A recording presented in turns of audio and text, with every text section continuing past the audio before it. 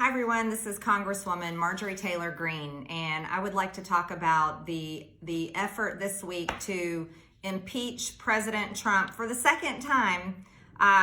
This is what the Democrats called us back to Washington for this week.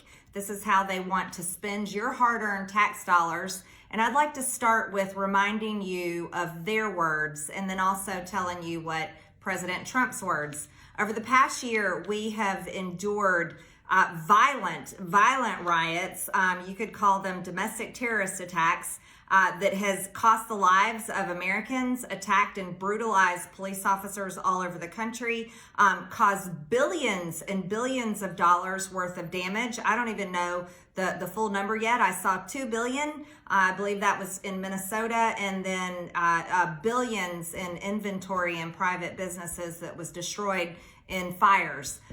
We've seen the occupation of Portland and some other cities, and we've even seen attacks and riots here in Washington, D.C. These are the events in the last year that the left and the Democrats don't want to talk about this week, while they condemn President Trump and all of his supporters for the disgusting actions of a very small few. So if we're going to discuss the issue, let's discuss the full issue. I'd like to start first with some of their quotes. Here's one, Representative Ayanna Pressley. There needs to be unrest in the streets as long as there is unrest in our lives. Here's Senator Kamala Harris, then Senator, soon to be President-elect Vice President Kamala Harris. She said, protesters should not let up. Representative Speaker of the House Nancy Pelosi, just don't know why there aren't uprisings all over this country. Maybe there should be. Yeah, well, newsflash, Speaker Pelosi, there were uprisings, violent protests all over this country. This is what Americans have endured for an entire year now. Here's another one, don't forget, from Representative Maxine Waters. Let's make sure we show up wherever we have to show up. You see anybody from that cabinet in a restaurant, in a department store, at a gasoline station, you get out and you create a crowd and you push back on them and tell them they are not welcome anymore, anywhere. That is Democrat Representative Maxine Waters talking about Trump, people in Trump's cabinet, Trump supporters. Here's another one, Loretta Lynch. There will be blood in the streets. Calling for blood, that's violence. Chris Cuomo, here we go. Who says protests have to be peaceful, while he's a hypocrite and pitching fits on CNN talking about violent Trump supporters. Yes, the violence was terrible. The attack on the Capitol was horrible. I condemn it. We are all condemning it. We had to go through it. We are against it. We did not have anything to do with it. We did not plan it. Our objection did not cause it. We were standing up for voters. We were standing up for people who signed affidavits at risk of perjuring themselves in a court of law, because they have said, thousands of them have said they've seen voter fraud. These things need to be investigated. Our integrity of our election matters, Chris Cuomo, while you're whining and crying and making up your stories and being a hypocrite. But you supported all the violent riots by Antifa and BLM, which is funded, by the way, on Act Blue, the Democrats' fundraising platform. Would you like to talk about that on your show? How much money went to BLM? How much damage was caused? How much did that cost the American people? You should cover that in your segment.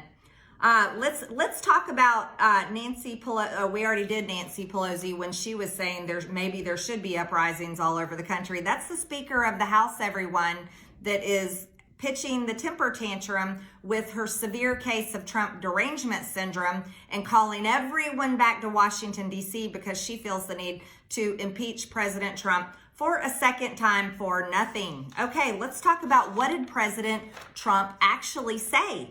President Trump said, I know everyone here will soon be marching over to the Capitol building to peacefully and patriotically make your voices heard.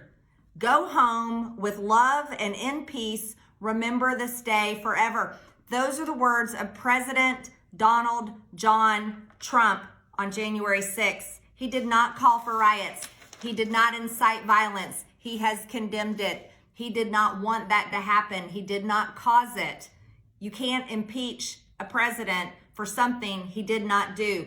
The violent actions here at the Capitol are disgust me. That we're all upset about it. Lives were lost that should not have been lost. This is a terrible thing. The police, the Capitol Police that endured this horrible attack on our nation's capital should never have had to deal with that. The things that happen have nothing to do with President Trump.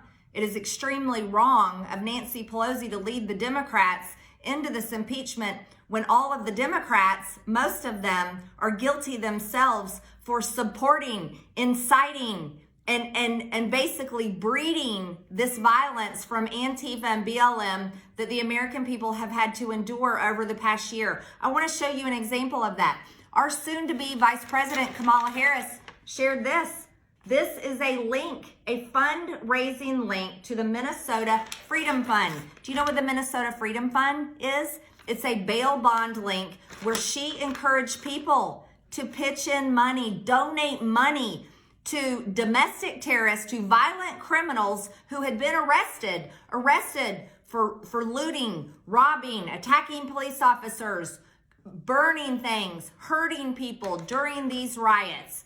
This is why they were arrested. And she, as a senator of the United States and our soon-to-be Vice President of the United States, supported these riots and encouraged people to donate their money in order to bail these people out of jail so they could go back out on the streets and cause horrible violence, terrorize Americans, and create more violence on our streets again. How can we have a vice president that condones this type of violence? She said, if you're able to chip in now to the Minnesota Freedom Fund to help post bail for those protesting on the ground in Minnesota. Those protesting, newsflash, Kamala Harris, they were not protesting, and you know it. She tweeted this, I want everybody to know, on June 1st, 2020 at 4:34 p.m. Let's talk about what happened that weekend. If you really want to know what happened that weekend when she was encouraging everyone to spend their money, bailing people out of jail that were committing horrible crimes and hurting people and destroying businesses, I want to show you what she was encouraging you to pitch in money for. Do you see this gigantic stack of paper I have here? This is a list of businesses owned by American private citizens. It is page after page of the name of the businesses and the addresses that were burned and damaged, and the livelihoods, people's jobs were lost here. All of the things that they worked hard for. These are the names of their businesses, their locations that were completely ruined and damaged, and billions of dollars worth of damage caused by the very people that then Senator Kamala Harris was encouraging her supporters and people that follow her social media to give money to. She wanted those people to be bailed out after they had broken so many crimes and had caused so much damage for regular American citizens. That's what she supports. Domestic terrorism. We cannot have people holding office that support domestic terrorism, hurting Americans. 1,500 businesses. That was in just one weekend after the tragic killing of George Floyd. Nobody endorses the killing of George Floyd. We're all against it. These things shouldn't happen, but we should not have people holding office that are going to support bailing criminals out of jail just for these things. It's too much, absolutely too much. So this is what I wanted to talk to you about. I wanted to talk to you about the Democrats are complete hypocrites.